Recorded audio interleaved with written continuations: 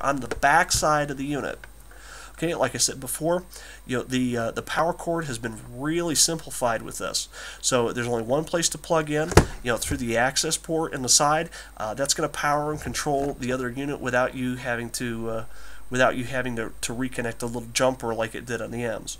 On the bottom, now I've heard some complaints from people that hey, won't it get dustier if this is more towards the bottom because the M's are up further? Guys, clean your house. Don't, yeah, you're going to get dust settling down here. It might pick it up. If you clean your house, change your filters often, it's not going to be that big of a deal.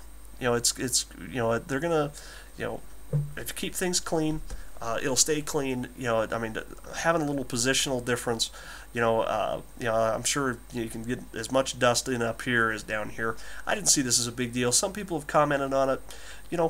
Okay. I mean, it's a fair criticism.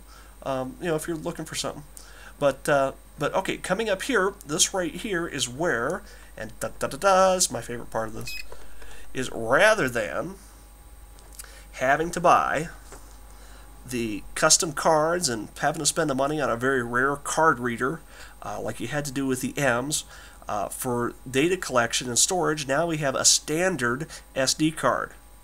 So, this particular one, it's probably a $200 one that came from the company. I'm not really sure what the size is on this, but you can also, and I've heard that you can substitute an individual card. If this one gets lost, you take it to your doctor's office. Maybe you're collecting them, and you're, the first of the year, you take it out and you put it in a drawer and say, "This is my therapy for such and such a year." Hey, it'll be on here. But it is just a standard SD card. I haven't, like I said, there's no software out to read it. So for right now, there's no hacks to read it either. So for right now, we're just leaving that as is. That's the slot, that's the filter. Here's your power inlet, and and that's all that we're going to hit in this section. I'm going to reconnect the unit here. We aren't going to go any deeper into actually what's in the displays. That's going to be a whole new video. Otherwise, these things are going to end up hours long. So let me put the camera on hold. We'll reconnect the unit, and I'll show you some lights on the front. Okay, so with the machine connected, what I want to show you is some differences between this and the M. Now, the M series had some big problems with the lights that they used on the front. There's the 3 buttons. Hopefully, I'll roll in a picture of it here. Give myself a second to do it. Here we go. So it had 3 lights on it. The blue lights, they were bright. Like I said before, my wife and I got diagnosed 30 days apart. We brought home 2 new machines, and it was like, it was like blue moon on our ceiling.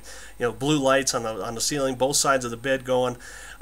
Boy, I'll tell you what, that was distracting. There's something about that blue color in LEDs. If you want to look that up online, that blue color is one of the most annoying colors to the human mind. So I mean, that's a studied fact. In dealing with with LEDs. LED technology's gotten better over time. You see it in the flashlights; it's getting brighter and brighter. If you have a newer computer, you can see how those lights, actually shine sometimes in a dark room across the wall, and you can see the actual, the actual LED. So they've really heard our cries. They've heard our cries at Phillips Respironics. They did a couple things with this. The first thing is that I have the light feature shut off. Okay, but they aren't the blue lights anymore.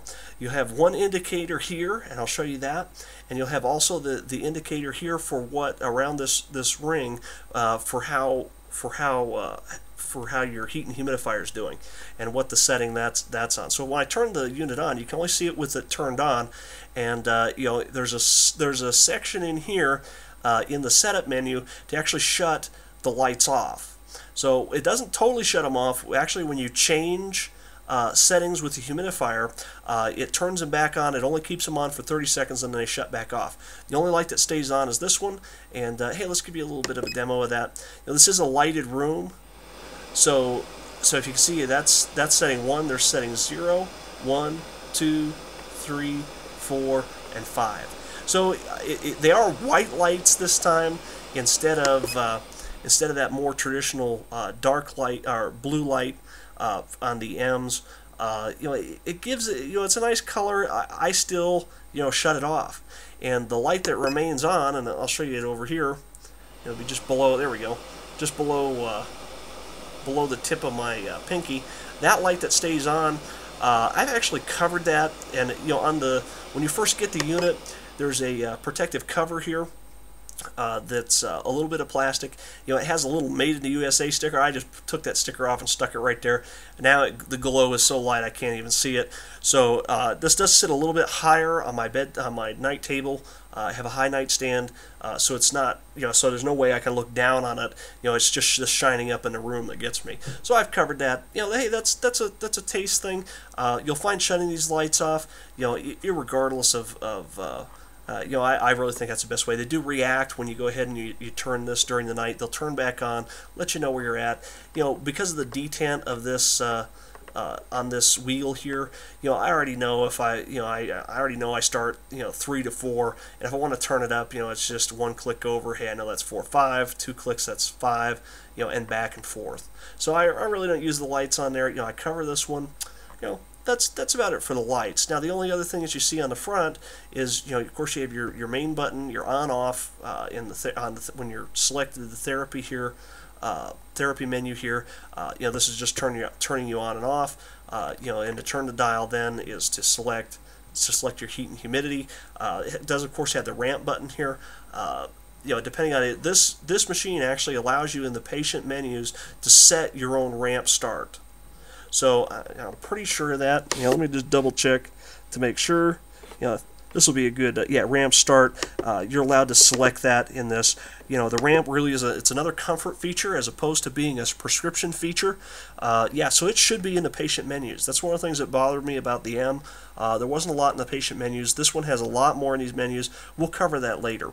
So hey, this is right here is the overview of the Phillips SystemOne machine. Phillips Respironics SystemOne. The only part I didn't show you was the power cable. I assure you, it's still a brick. The M's were a brick. A lot of the other manufacturers, they've embedded the power, changing from overseas voltages to U.S. standard voltages. They've embedded that in the circuitry of their flow generators. Phillips still doesn't do that, so we still have the big brick to contend with.